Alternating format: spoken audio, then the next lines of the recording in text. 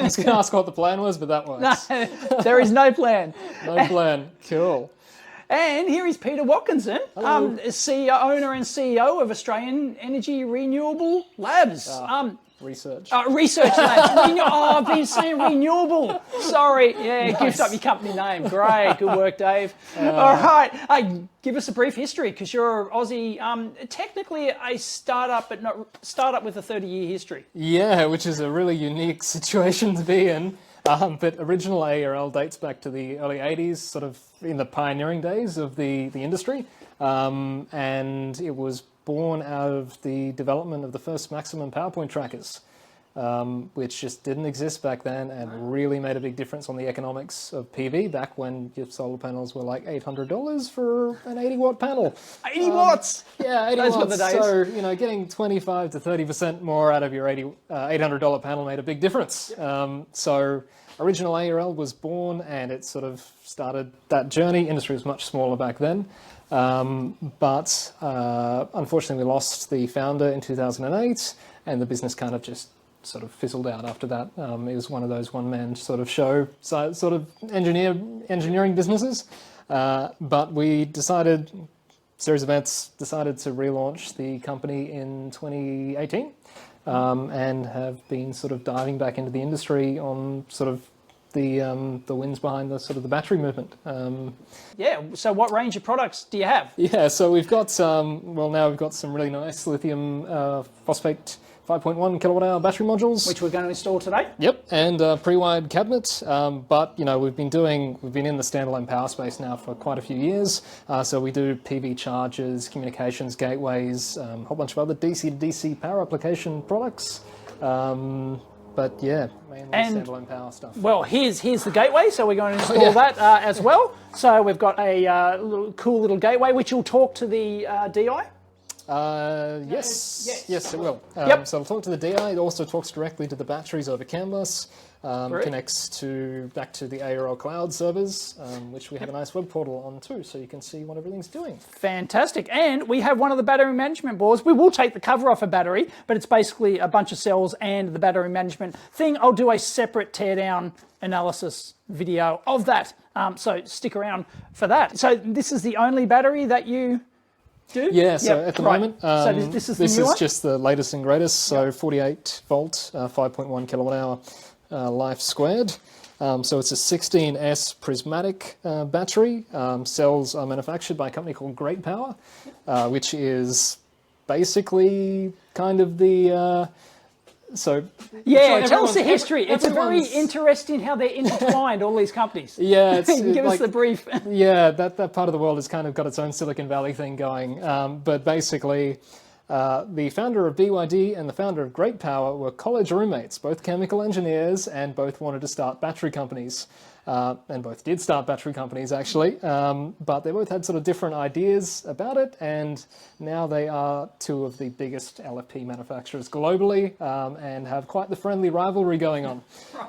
So we're using Great Power cells in this, which are really like awesome premium cell, and yeah, coupled with our BMS and tightly integrated into our whole ecosystem, basically. And I know because a lot of people are going to ask lithium ion phosphate safety versus lithium ion. So yeah, NMC versus LFP. Yeah, that's a good one. LFP is a much more stable chemistry. It's far less likely to catch fire, but it will still... So NMC is... somewhat explosive. Well, it's actually exothermic. Yeah, it's exothermic. So it will heat up. If you get a short internally in the battery, you're going to get an exothermic reaction, and that's going to lead very quickly to thermal runaway, which is not good for anyone involved. No. That's why they recalled the LG batteries here in Australia, because they were lithium ion, not lithium ion phosphate. Yeah, that was one hell of a recall. How many packs did they have here? Do you know? Hundreds of thousands, I would say, around the country. They're still calling them out. It's hurt them. So the biggest manufacturers of NMC are the Koreans. You've got Panasonic, LG, and of course everyone knows, or a lot of people know, Panasonic's relationship with Tesla. So Tesla, Panasonic co-op manufactures NMC. And basically the Chinese giants, BYD, Great Power, and another one called CATL are the sort of three major manufacturers of LFP. And China kind of owns the LFP supply chain there, but LFP is now becoming, because of it's a safer chemistry, and because of its price point and scale, it's now becoming the dominant chemistry. So you'll see a lot of for home storage. For home storage, but also for EVs. So they're good enough for EVs now? Yeah, so if you go buy a base model Tesla Model 3, or basically any of the BYDs, it's all got LFP packs in it. Oh, it does. Okay, so I hadn't realised they switched. Yeah, so everything's moved to basically the same cells that we've got in here. Because they're a larger prismatic cell, which means less sort of overhead. Okay, so these aren't 18650s. No, they're a so square. That's right. They're a prism. Yeah, so your 18650s are your NMCs, and any variation of 18650 cylindrical generally is an NMC. Well, actually, sorry, no, that's wrong. It started as them all being NMC, but they do make LFPs in that same form factor now too. But everything's moving towards prismatic because you get a lot more battery in your cell, basically, without the same sort of overhead of all the different metal casing that comes with all those little cells. So effectively, much more jelly roll per cell, better density, energy, higher lighter energy weight. density, lighter weight. The whole show. Makes sense. Bigger cells make LFP very viable for EVs as well. So, but for home storage, you don't really care about that sort of thing too much, do you? But there is something to be said for the economy of scale that comes with the automotive industry. Of course. So with the scale up of LFP and transition into using LFP for automotive applications, LFP is just now dominating everywhere. Right. And of course, everyone's watched the LG recall and gone, no, I don't want to. We don't want to do that anymore. We want to use LFP. So they're not exothermic in the same way. No, they're not. So they don't. They're not the same level of fire hazard. But if they do have a short circuit internally or something like that, they will generate gas. So the only time generally that you'll see an LFP cause an issue is if that gas is then subsequently ignited.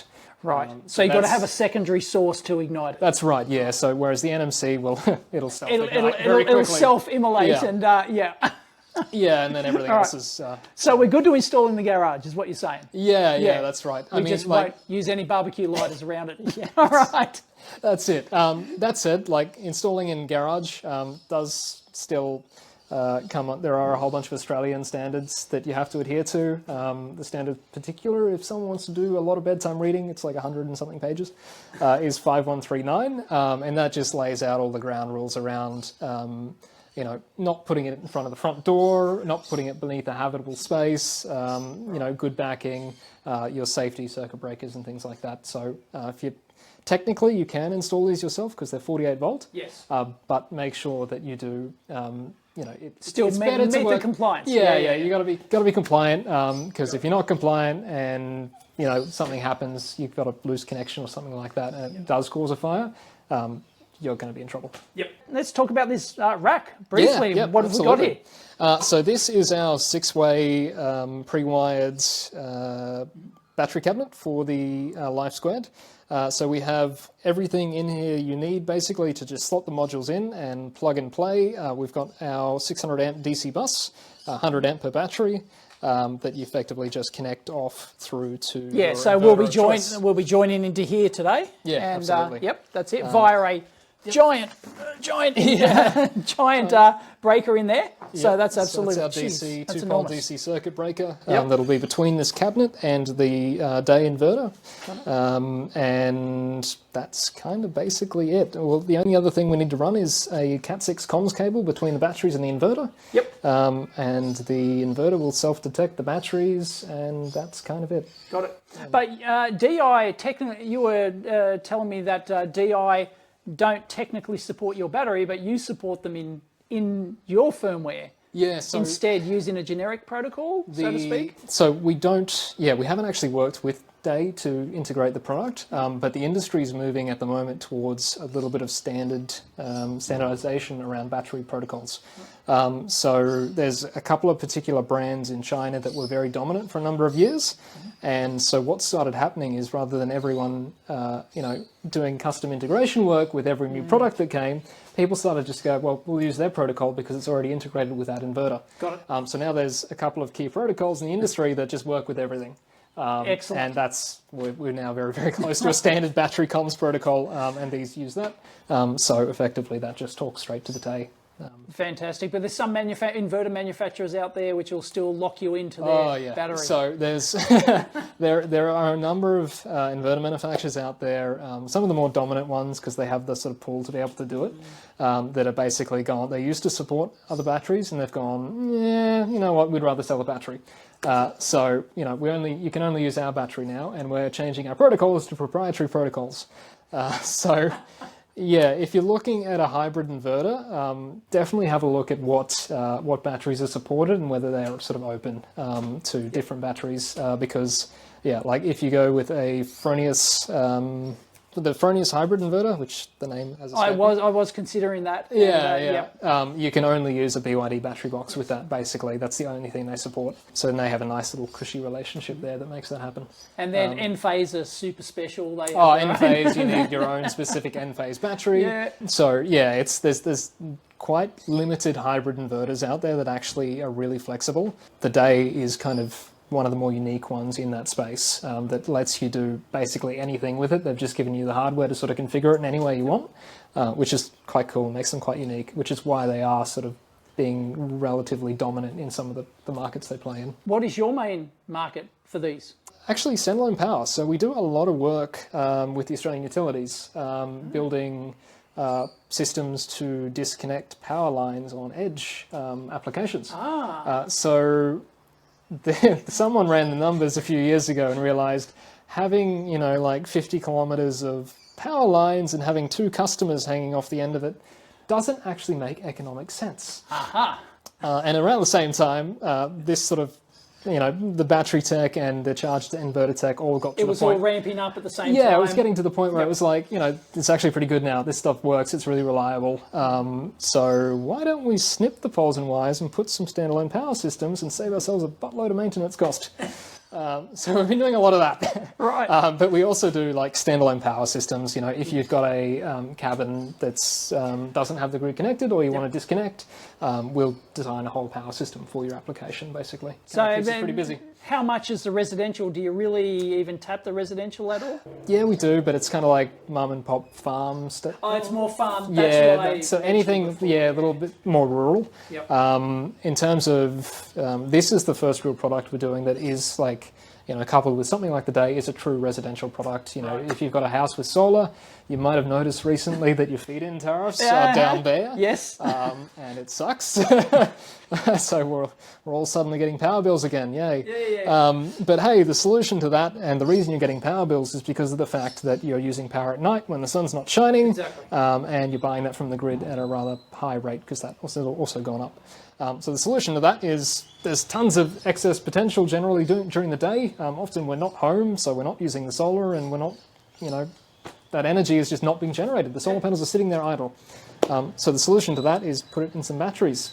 That's it, and that's what we're going to do today. Yeah, and then we can use the power at night and nip that power bill in the bud. That is the plan. That is the plan. Yeah, I think 15 kilowatt hours should cover it. But we'll only run it to 80. We'll only run it to 80%, which is what you recommend. Yeah. So these we do warranty the life squareds to 100%, but it's kind of, if you want maximum, you get a lot out of them at 100% for like the 10-year warranty that we do offer on them. But if you want to get a really, really good run out of them as long as possible, 80% is the way to go. So 0 to 100% to 20% is sort of the area you want to play in terms of your charge and capacity usage. Got it. Does the industry have any real data on like genuine life on these type of cells yet? Yeah, absolutely. So we've actually done full life cycle testing on these. in all different ambient conditions, because we like to know how they're going to perform. Well, yeah, but you can't age it for 10 or 15 years. Yeah, but you can simulate we can simulate the cycle. Yeah, so we can't age it, but LFP's kind of been around. We're getting very close to 10 or 15 years in terms of when the early LFP was first introduced. And the fact that every major automaker is switching to LFP is a pretty good tick for LFP that, the confidence is high. Confidence is high, I repeat, confidence is high. Especially, especially it's this comparative use case compared to an automotive application is vastly different, right? We're potentially discharging these batteries at maybe at a maximum of 5 kilowatts or so with your day inverter. You think about the amount of power that electric motors draw instantaneously, you're looking at hundreds of kilowatts. And that's a much harder life. And if they stand up to that pretty well, this is an absolute cakewalk. Yeah, all right. That's right. So these are self-managed batteries, right? They have a self-management system. Yeah, so there's actually, one of the key unique things about the Life 2 is they're either or. So historically in our space, we've had a whole bunch of lead acid replacements that are self-managed, which means they have no comms, they don't talk to the inverter, which I don't really like, because it's like, it makes for a slightly unstable system when things aren't talking to each other. Yes. So the way that we work with these is we take the best of both worlds. We have comms, but if we lose comms, for example, like a mouse decides it likes the taste of your Cat 6 that's running in the wall, rather than, this is more critical for standalone power applications, but rather than turning off the power and, shutting down the system, we'll actually revert to a sort of self-managed mode. Oh, okay. And keep so it's not self-managed until there's a fault. Is that unless you're using it with an inverter it doesn't talk to, and then it can be installed self-managed. So it's but like your one does talk to the DAE in a basic way. So it does. It's fully integrated with the DAE based on that comms protocol we were talking about earlier. Yeah, most of the if you're playing in the standalone space, you would have heard of Victron. Also fully integrated with Victron products through their Servo GX. And then we do a standalone configuration, semi-standalone configuration. With, if you use the Australian inverter brand, Selectronic down in Melbourne, with our chargers, basically. So that the inverter just adverts and does nothing else, and then our chargers have a managed communication system with the chargers. And they're kind of the three main configurations that these are installed in at this point. Are your chargers suitable for residential? Yeah, they are. Use? Yep, they are. They're not IP rated though, so it does they've got kind to of be limit. in a shed somewhere. Yeah, you kind of need a power room or something like that. Got it. But so that kind of limits their use cases. Are you working on that? Because you talked about you might have an outdoor rated rack at one point. We got stuff coming in that space. Stay tuned. We'll definitely have some cool alternatives to integrating it with the DAE in the next sort of 12 months or so. And once we get batteries installed, does it if we're drawing 5 kilowatts, does it come evenly from all the different batteries, or does it? How does that work? So, unlike a analog self-managed BMS, which really, really heavily relies on cable impedances and cell matching and things like that, our BMS is a little bit smarter than that. It's we're actively managing, and we've got way less cells to manage too, being only 16 cells. Oh yes, of course. Yeah, right. So we don't have long strings of cells. Well, managing strings, we're managing individual cells in the pack, which means it's substantially easier to regulate. But basically, we'll actively balance all the cells in the modules. So even if one battery is doing slightly more, effectively they'll talk to each other and balance it out, and then make sure that the current load is nice and even. Oh, So is that programmable? It's all totally automatic. Yeah, they just do it. Right, got it. Yeah. So this is a low voltage 48 volt battery. Yes. Do you make the high voltage version as well? We do have a high voltage version coming later in the year. What is the difference in the markets for those? Difference in the market. So the high voltage one is a little bit interesting in terms of the just the compatible inverter products at the moment. Again, it's probably DAE is one of the only ones, but you can't, like Victron and all the standalone power players don't have a high voltage inverter. Oh, really? So it's okay. And of course, Euphronia's high voltage products and things like that are all closed ecosystems. Right. So we do have it coming, and we do have a nice compatible product that we're going to pair it with, but it's a bit more effort because we have to do both sides of the system to actually launch it into the market. Right. So who should, if viewers are out there looking for a high voltage or low voltage battery, which one is better for what situation? Well, this is available now, so right, yeah. So this one, but like in general in the industry, because there are a few high voltage. Yeah, there are a few high voltage. High voltage has some technical things that do make it quite nice, but it also has some drawbacks in the sense that it's high voltage and you can't touch it. So 48 volt is considered an extra low voltage, which means it's a lot more serviceable and accessible. The high voltage batteries are like sealed modules. You can't do anything with them. Right. They're just, you're fully reliant on the manufacturer to make sure that everything works, and it's all that sort of thing. So that's the drawback, but being high voltage, lower current. I was going to say basic math, basic I squared R loss. Can't escape that, right? I figured that's the reason that they did the higher voltage ones, just for a bit more efficient, eke a bit more efficiency out of the system. I think, especially now that we've got for the power guys out there, now that we've got really nice silicon carbide commercially available at scale, high voltage makes sense, right? We've got, we can get 20 milliohm, which is not super low, but it's it's pretty decent. 1200 volt silicon carbide MOSFETs for a couple of dollars. Yeah, that's nuts. Which means why the hell wouldn't you do high voltage, right? And that's why we're seeing such high efficiencies in some of the power converters now. We are kind of at the upper limit of high voltage, of low voltage, sorry, at 48 volt. Like some of the 10 kilowatts at 48 volt is a lot of current. Yeah. And that starts to generate heat, right? You can't get away from that. So where I think high voltage really has a major part to play is EV integration. So having a whole high voltage DC system, because EVs run 400 to 800 volt DC packs, as well as larger applications where you've got to draw, 30 to 100 kilowatts, fast charging, all those sorts of things, because the I squared R losses just become too dramatic at 48 volts. But for a house, it's fine. Yeah, 5 kilowatts. We'd rarely use more than five at night. No, that's manageable. Yeah, for this sort of application, 48 volt makes sense. But if you're doing larger applications, that's when it really makes sense to look at high voltage. Battery prices. Battery prices. Why have they not dropped? As promised. Well, I mean, they have dropped a lot. Well, they have. Okay. How much? How much have they dropped? They've been coming down year on year. Not sure a percentage off the top of my head. But, now we've got things like this sort of LFP cell, as well as new sodium-ion chemistries coming online, which is even simpler in terms of the ingredient mix, literally sodium. But, much simpler again. So it's, I think there'll be a point in the next sort of 5 or 10 years where it's like battery everywhere, tons of capacity, everyone's homes powered, that sort of thing.